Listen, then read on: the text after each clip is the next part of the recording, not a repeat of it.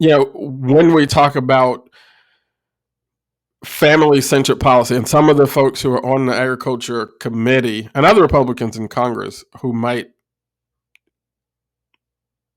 be wanting to hold up this bill also style themselves as concerned about family, wanting to ensure that families are growing and prospering. You don't do that by taking food out of the mouths of children who are hungry.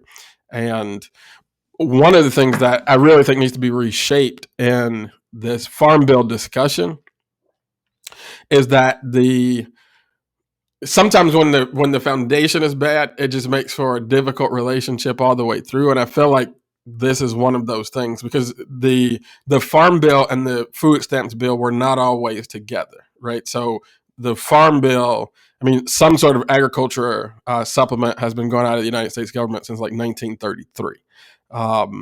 It wasn't until 1973. So the Food Stamp Act, the most modern one that most closely reflects what we currently have, that's 1964. President Johnson signs that. It's not until 1973 where now the agriculture subsidies have gotten a lot bigger. They've gotten a lot more consistent, and folks are looking and seeing that there are fewer and fewer congressional districts that are actually dependent upon agriculture and agribusiness. And so putting together the voting coalition to keep passing a farm bill is getting more and more difficult.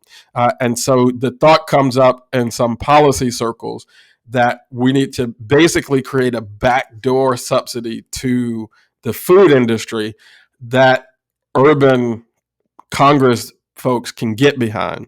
And so that's in 1973 where you get the first sort of modern version of the Farm Bill, where you bring a massive expansion of the Food Stamps Act into the Farm Bill. And that's the first time that is required that all the states have it. Just a lot of expansion of the Food Stamps Act into the Farm Bill. But the thought behind it wasn't necessarily nutrition and anti-poverty. It was more so a backdoor subsidy and grow the voting coalition.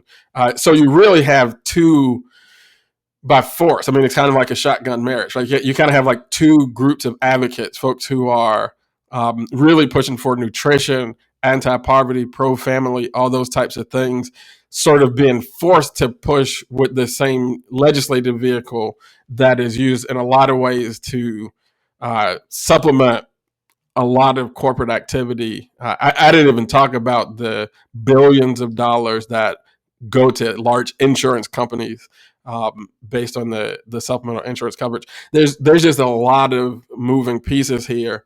And while all that stuff is going on, I think it's the height of hypocrisy to be trying to expand those pieces that go more to special interest, wealthier folks.